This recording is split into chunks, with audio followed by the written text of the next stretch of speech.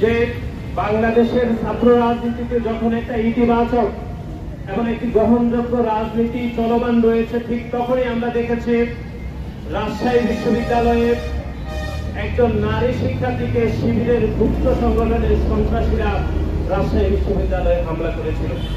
এবং এই ঘটনা গণ-অভ্যুত্থান পরবর্তী সময়ে সর্বপ্রথম ঘটনা যে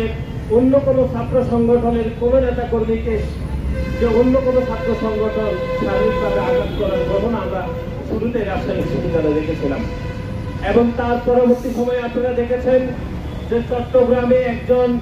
বামপন্থী নারী কর্মীর উপর কিভাবে ছাত্র শিবিরের সাবেক সন্ত্রাসী যেভাবে হামলা করেছে এবং হামলার পরবর্তী সময়ে সামাজিক যোগাযোগ মাধ্যমের চাপে পড়ে সেই সন্ত্রাসীকে গ্রেফতার করা হয়েছিল। কিন্তু অত্যন্ত দুঃখের বিষয় হচ্ছে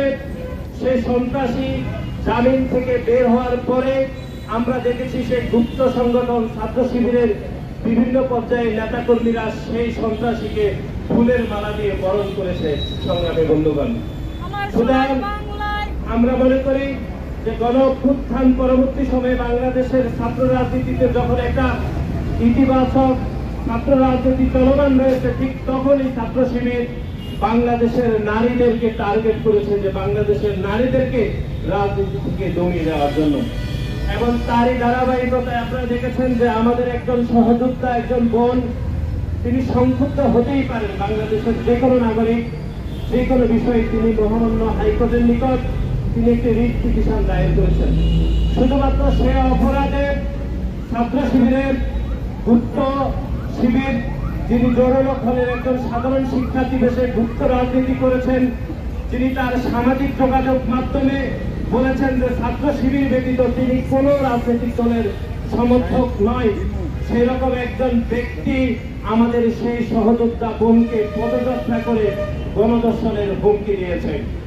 কিন্তু আমরা দেখেছি সেই হুমকি দেওয়ার পরে সেই গুপ্ত সংগঠনের যে যিনি সভাপতি রয়েছেন ঢাকা বিশ্ববিদ্যালয়ে, যিনি পূর্বে দীর্ঘ সময় ধরে ছাত্রলীগের রাজনীতি করেছেন, ছাত্রলীগের বিভিন্ন পদ পদবীতে ছিলেন, তিনি গণমাধ্যমের সামনে বললেন যে আলী হোসেন নামের যে সাধারণ গুপ্ত শিবির সে আমাদের কেউ না, তিনি তার ভাষায় বলেছেন। তারই পরীক্ষণে আলী হোসেন সামাজিক যোগাযোগ মাধ্যমে বলেছেন যে আমি কোনো রাজনৈতিক দলের সাথে সম্পৃক্ত নয়, এমনকি ছাত্র শিবিরের সাথে সম্পৃক্ত নয়। সুতরাং আপনারা মিলিয়ে দেখবেন যে ছাত্র শিবিরের ঢাকা বিশ্ববিদ্যালয়ের সভাপতি জনাব ফরহাদ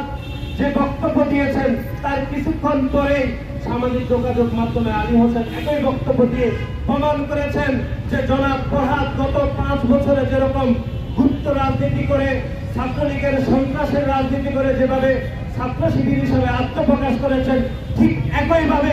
আলী হোসেন আমার বোনদেরকে গণধর্ষণের হুমকি দিয়ে তিনি গুপ্তভাবে ছাত্র শিবিরের রাজনীতি করে তিনি বিভিন্ন হ্যাকমত দায়ের করে তিনি ঘোষণা দিয়েছেন তিনি ছাত্র শিবিরের রাজনীতির সাথে সম্পৃক্ত নয়। আমরা আজকের এই মানববন্ধন থেকে স্পষ্টভাবে যেটি ঘোষণা দিতে চাই যে ঢাকা বিশ্ববিদ্যালয়ের গুপ্ত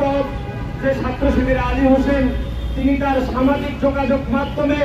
প্রকাশ্যে ঘোষণা দিয়েছিলেন যে তিনি ছাত্র শিবিরের রাজনীতির সাথে সম্পৃক্ত। এমনকি তার সামাজিক যোগাযোগ মাধ্যমে আপনারা দেখেছেন, গণমাধ্যম থেকে আমরা দেখেছি তিনি জামাত ইসলাম এবং ছাত্র শিবিরের বহু প্রোগ্রামে তিনি অংশগ্রহণ করেছেন। তারপরেও গুপ্ত সংগঠন ছাত্র শিবিরের বিভিন্ন পর্যায়ে নেতাকর্মীরা এই গুপ্ত আলী হোসেনকে শুধু বাঁচানোর জন্য, তাদের গুপ্ত রাজনীতিকে বাঁচিয়ে রাখার জন্য তারা সেটি অস্বীকার করছে। সুতরাং আজকের এই মানববন্ধন থেকে আমরা স্পষ্টভাবে যেটি বলতে চাই সেটি হচ্ছে গত 1 বছরে গণ-অভ্যুত্থান পরবর্তী সময়ে বাংলাদেশের নারীদের উপর যেরকম সাইবার বুলিং হয়েছে, নারীদের উপর যেরকম আক্রমণ করা হয়েছে, নারীদেরকে হেয় করা হয়েছে, নারীদেরকে গণধর্ষণের হুমকি দেওয়া হয়েছে, তার প্রতিটি ঘটনায় গুপ্ত সংগঠন ছাত্র শিবিরের বিভিন্ন পর্যায়ে নেতা কর্মীরা জড়িত রয়েছে। আমরা বাংলাদেশ জাতীয়তাবাদী ছাত্র দলের পক্ষ থেকে বারবার যে বিষয়টি বলার চেষ্টা করেছি যে ঢাকা বিশ্ববিদ্যালয়ে